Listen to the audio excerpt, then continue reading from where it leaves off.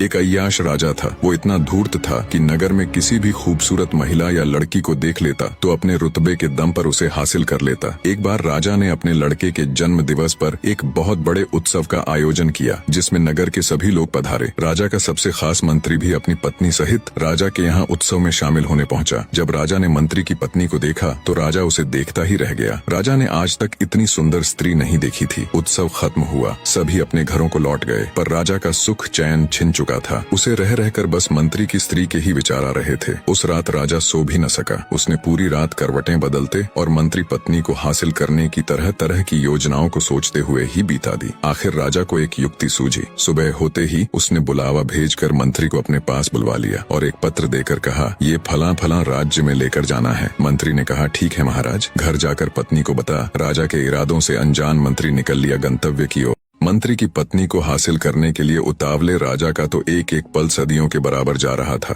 जब उसे पक्का विश्वास हो गया कि मंत्री सफर पर जा चुका है तो राजा भी इत्र वगैरह लगा चल दिया अपने शाही घोड़े पर बैठकर मंत्री आवास की ओर। जिस समय राजा मंत्री के घर पहुंचा उसी समय मंत्री की स्त्री, जिसका नाम कपाला था, नहाकर गीले बालों को घर के आंगन में बैठकर सुखा रही थी। जैसे ही उसने राजा को देखा वो तुरंत खड़ी हो गई और बोली, महाराज की जय हो। राजा ने हाथ उठा। मंत्री वधू कपाला का अभिवादन स्वीकार किया। बोली, कहिए महाराज, आज इधर कैसे आना हुआ? राजा बोला, कुछ खास काम नहीं, बस इधर से गुजर रहा था तो सोचा क्यों ना अपने खास मंत्री के घर सब ठीक ठाक है कि नहीं, हाल चाल लेता चलूं। मंत्री वधू कपाला ने राजा को बिठा इज्जत और सेवा भाव से उसकी खूब खातिरदारी की और अच्छे अच्छे पकवान बना राजा के सामने पेश किए। राजा वहाँ खाना थोड़े न खाने गया था, थोड़ा बहुत खा पी अपने इरादे जाहिर करते हुए उसके हुस्न की तारीफ में बोला, मैंने आज तक अपनी जिंदगी में तुम जितनी खूबसूरत। राजा के बुरे इरादों को मंत्री वधू कपाला पहले ही ताड़ चुकी थी। वो एक समझदार और पतिव्रत नारी थी जो राजा के घर आते ही समझ चुकी थी कि राजा ने जानबूझकर उसके पति को बाहर भेजा है ताकि राजा उसे अपने जाल में फंसा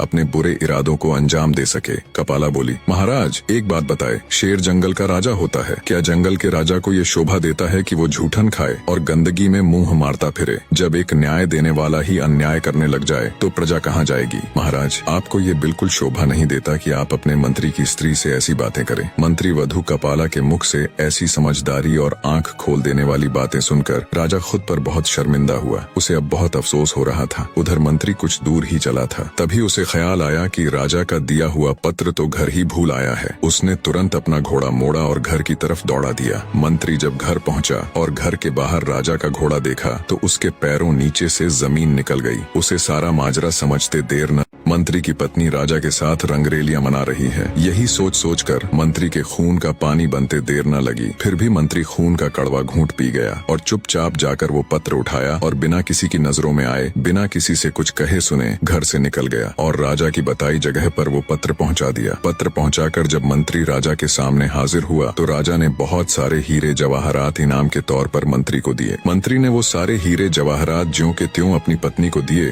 तो उसकी पत्नी ने कहा, ये इतना सब कहाँ से आया? मंत्री बोला, ये उसे राजा ने तोहफे में दिया है और उसके मायके छोड़ आया। ऐसे ही समय बीतता गया। ना तो मंत्री ने उसकी कोई खोज खबर ली और ना ही उसे लाने गया। जब इस बात को बहुत दिन हो गए तो मंत्री की पत्नी के भाई आखिर थक हार कर मंत्री के पास पहुंचे और कहा कि वो उनकी बहन को लेने क्यों नहीं आ रहा। तब मंत्री ने कहा, मैंने उसके प्रति अपने सभी कर्तव्य पूरे कर दिए हैं, वो अब मेरी जिम्मेदारी नहीं है। मंत्री वधू के भाई राजा के सामने पेश हुए। 5वें हिस्से के लिए चैनल पर मंत्री वधू कपाला के भाई राजा के सामने पेश हुए और मंत्री की शिकायत की। राजा ने तुरंत मंत्री को भी बुलवा लिया। मंत्री के साले बोले, महाराज, हमने एक सुंदर हरा भरा फल फूलों से लदा हुआ बाग इसके हवाले किया था, जिसमें एक मीठे पानी से लबालब भरा कुआं भी था, परंतु महाराज आपके सामने खड़े इस शख्स ने हमारे उस हरे भरे सुंदर बाग को उजाड़ दिया, उसके सारे फल खा गया और उस कुएं के मीठे पानी तक को भी खराब कर दिया। राजा ने मंत्री से पूछा, क्यों भाई, क्या ये ठीक बोल रहे हैं? अपनी सफाई में कुछ कहना चाहते हो? मंत्री बोला, जी महाराज, इन्होंने मुझे उस बाग को जैसा सौंपा था वो उससे भी बढ़िया हालत में मैंने इनको वापस लौटाया है। ये सब सुन राजा ने मंत्री वधू कपाला के भाइयों से पूछा, क्या मंत्री ठीक कह रहा है? बोले, हाँ महाराज, ये बात सही है कि बाग बिल्कुल सही सलामत है, पर राजा साहब, हम इससे बाग वापस देने की वजह जानना चाहते हैं। राजा ने मंत्री से पूछा तो मंत्री बोला, महाराज, मेरे बाग वापस करने की वजह उससे कोई समस्या या नफरत करना नहीं है। अंतिम भाग के लिए चैनल पर